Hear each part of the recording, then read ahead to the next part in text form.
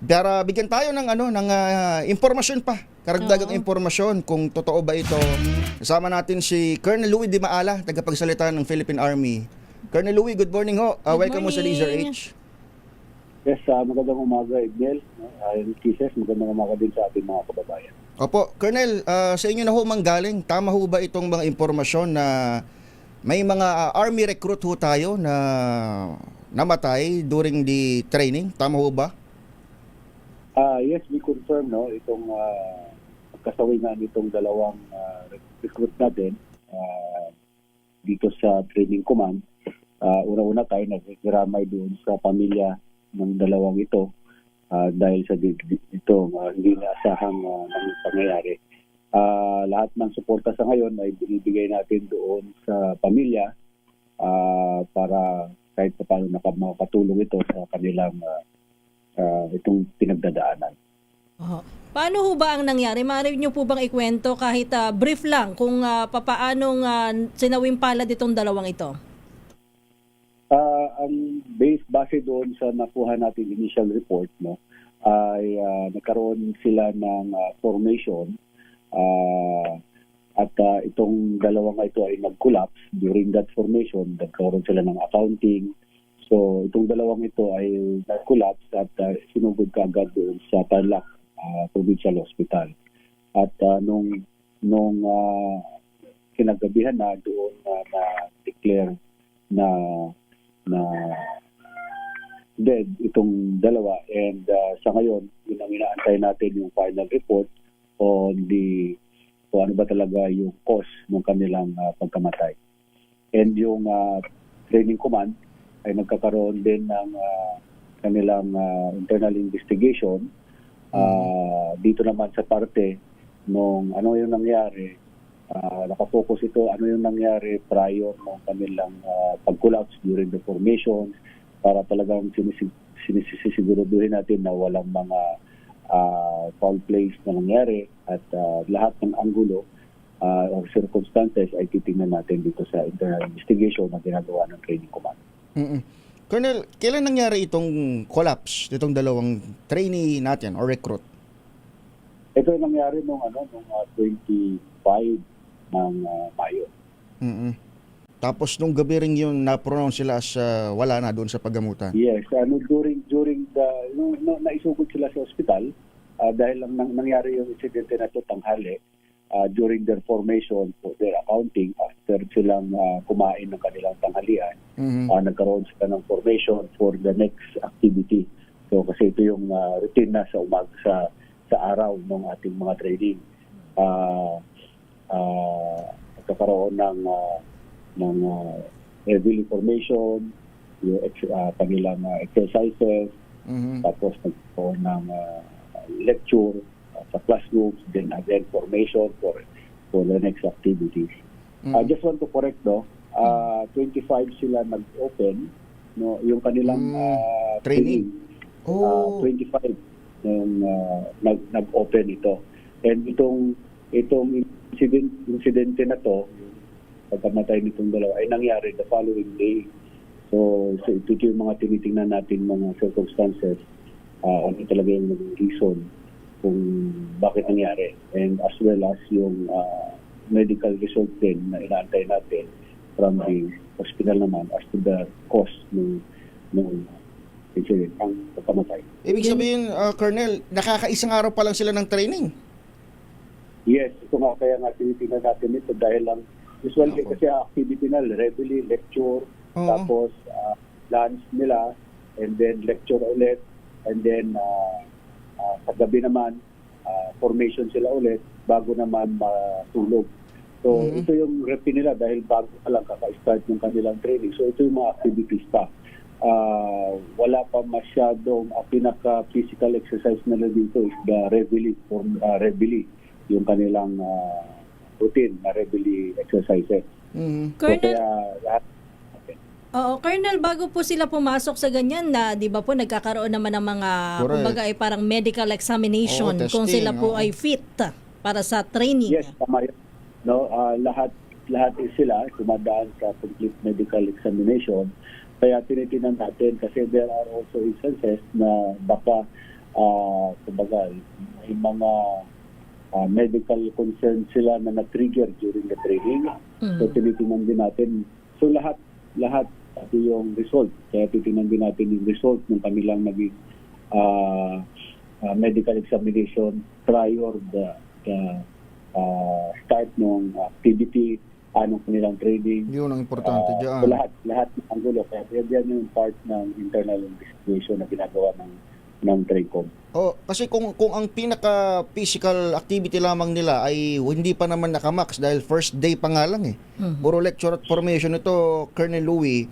May mga tanong dito kasi Tarlac ang area Miss Cases ng training command. Hindi ba dahil sa heat stroke lamang ito o may indication ba, Colonel Louie, na may physical injuries itong dalawang ito nung dalhin sa ospital?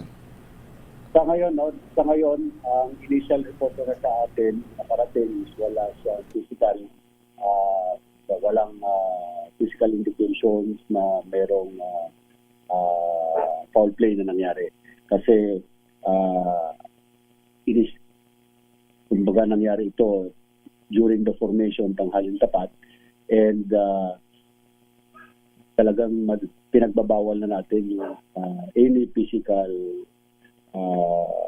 harm sa ating mga trainees, yung maltreatment, etc.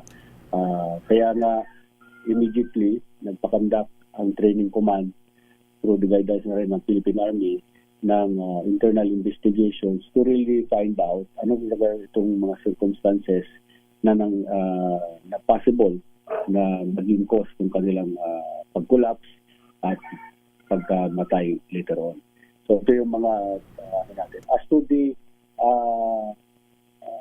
result for the cause is we cannot speculate kasi we're still waiting for the result of the investigation as well as yung result ng sa hospital kung ito ba ay health related or any other causes. Pwede po bang isinasa publiko niyo po ba yung identity nitong dalawang recruit na ito? Kasi I believe yung isa, at nasan po yung kanilang mga labi? Kasi I believe yung isa po ay mula sa malayong probinsya. Taga Mindanao pa ata. Yes. Actually, no, sa ngayon, hindi ko pa man maibibigay yung mga identities nitong dalawa. But as of now, nandoon na kasama nila yung kanila naibigay na natin sa kanilang pamilya at kasalukuyan itong kanilang yung paano yung pag-handle nito, lalo doon sa isang training na dadali pa sa Mindanao, yung kanyang labi. But we are constantly coordinating with the families nitong dalawang namatay nating trainee. Colonel, at two male recruits ito, no? Tsaka taga saan yun na lang siguro? Sorry, Jen? Dalawang male, lalaki ito parehas. Yes, dalawang lalaki ito parehas. No? Taga saan, sir? Yung isa is taga Mindanao and yung isa naman ay dito sa Tarlac mismo. Alright.